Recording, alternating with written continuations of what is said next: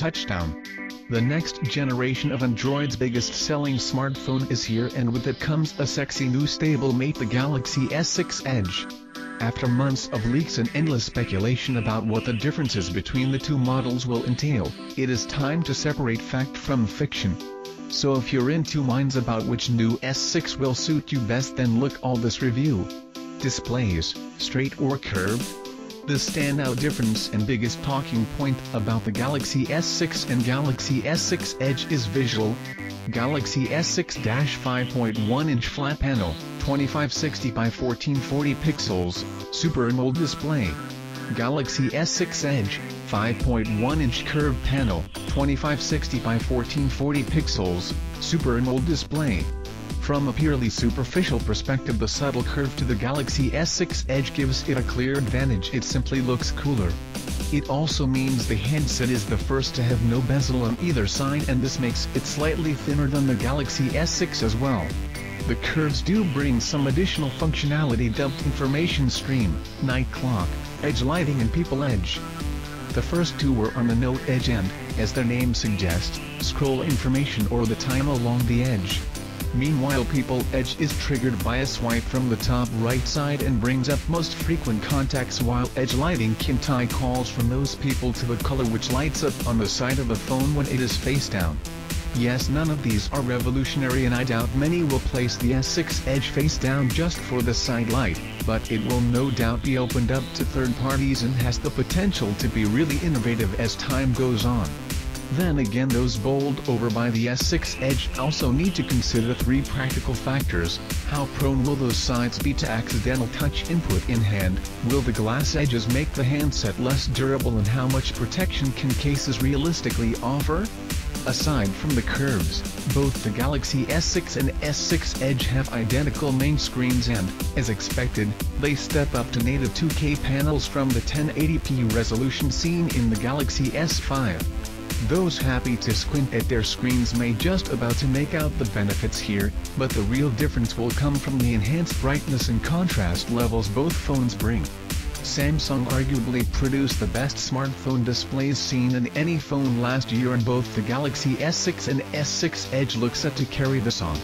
Design, positive but polarizing changes. Durability is also a wider question for both models. As part of an extensive redesign process, dubbed Project Zero, the big risk Samsung has taken is giving both phones glass backs. For Samsung stalwarts, the impact is threefold. Firstly, the risk of damage to the backs, despite the use of Corning Gorilla Glass 4, which rarely occurred with the removable plastic backs of previous Galaxy phones. Secondly, the backs are no longer removable, which means the end of the Galaxy S line's long history of swappable batteries and microSD expansion slots. Thirdly, Samsung has also confirmed neither the Galaxy S6 or S6 Edge will be waterproof. Pragmatists will have their hands up in despair. The compensation for these losses is both the Galaxy S6 and S6 Edge represent a significant step up in the quality of build materials from past generations. The headline act is the shift to unibody aluminum chassis. This is a familiar path. HTC kicked it off with the HTC One range, Samsung hinted at its plans with the Galaxy Note 4's metal frame, and Apple leapt aboard with the iPhone 6 and iPhone 6 Plus after toying with the idea in the original iPhone 2G. Visually, comparisons between both the Galaxy S6 and S6 Edge can certainly be made here with the iPhone 6 and 6 Plus, but, while Apple's lawyers may disagree, what is far more interesting for potential Samsung owners is the company has stepped up to address one of the longest-running criticisms of its devices: they feel cheap. What hasn't changed is Samsung's ongoing use of a physical home button. On-screen controls are increasingly popular, but Samsung has good reasoning here, since both the Galaxy S6 and S6 Edge feature upgraded fingerprint sensors which work with a touch rather than needing a swipe. I'll discuss the impact of this later. Galaxy S6. 143.4 by 70.5 by 6.8 mm, 5.64 by 2.77 by 0.27 inch, and 138 grams, 4.86 ounces. S6 Edge. 142.1 by 70.1 by 7 mm 5.59 by 2.76 by 0.27 inch and 132 grams 4.65 ounces. Galaxy S5. 142 by 72.5 by 8.1 mm 5.59 by 2.85 by 0.32 inch and 145 grams 5.11 ounces. A rare surprise from the switch to premium build materials is both the Galaxy S6 and S6 Edge have actually reduced both their footprints and weight compared to the Galaxy S5. The LG G3 still carries the most compact screen size ratio 5.5-inch display in 146.3 by 74.6 by 8.9 mm and 149 grams, but it remains very impressive work from Samsung. Battery life, concerns with both models. Galaxy S6 2550 mAh. Galaxy S6 Edge 2600 mAh. On paper, loyal Samsung fans will be in for a shock. Both new models have smaller capacity batteries than their predecessor, the Galaxy S5 2800 mAh.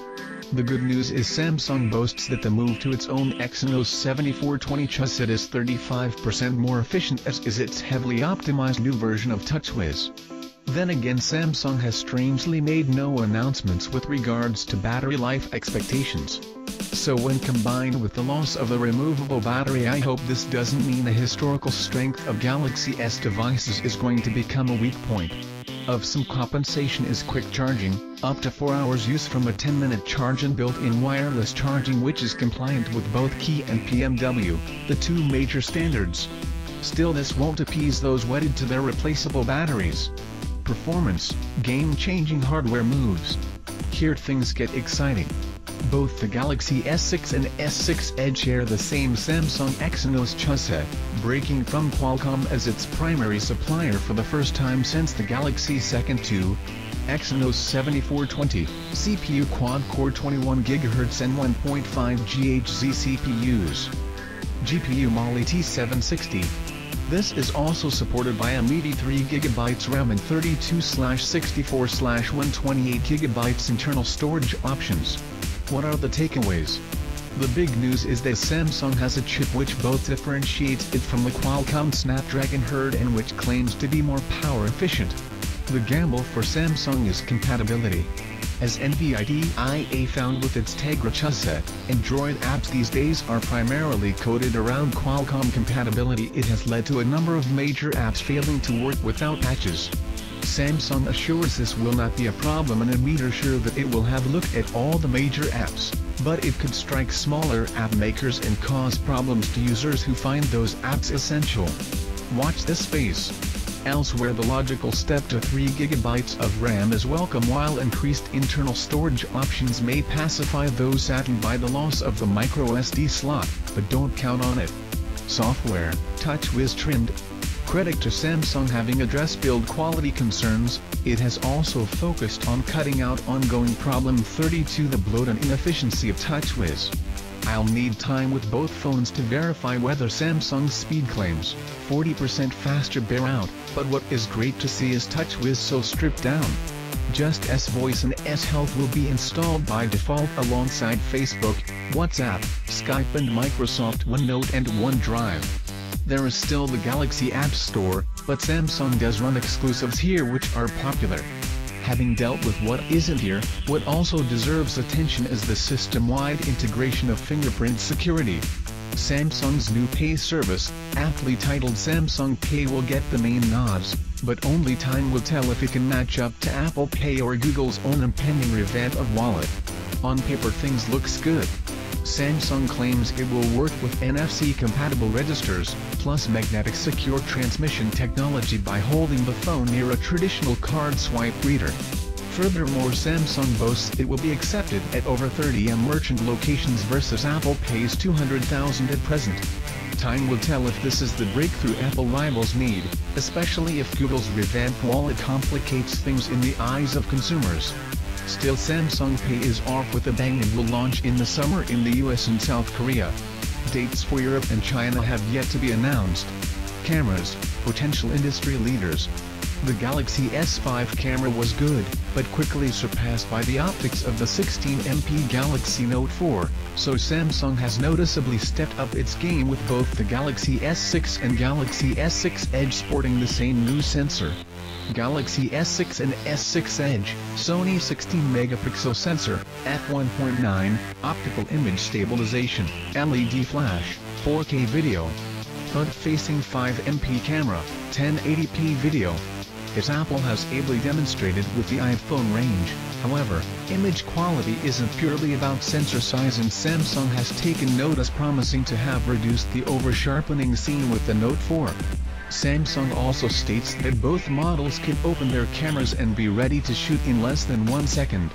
With Samsung and Apple currently leading the pack when it comes to smartphone camera quality, I would expect a new benchmark to be thrown down here.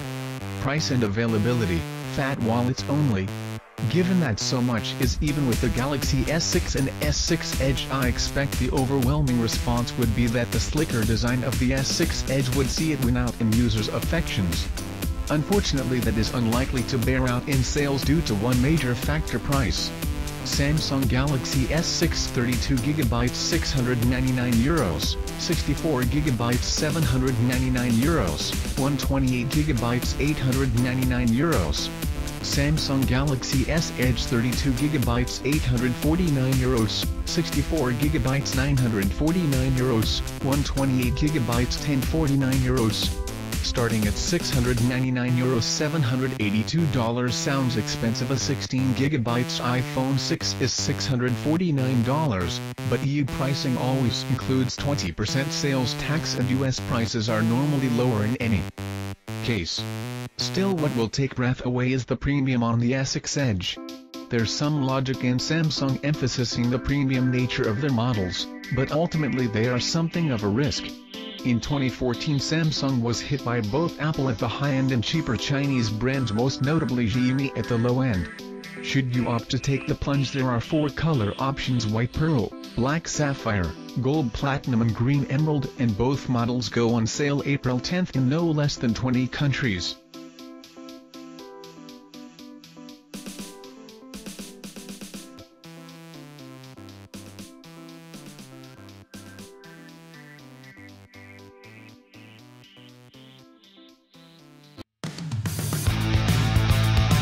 Thanks for watching New Tech channel. Stay tuned and subscribe for more videos.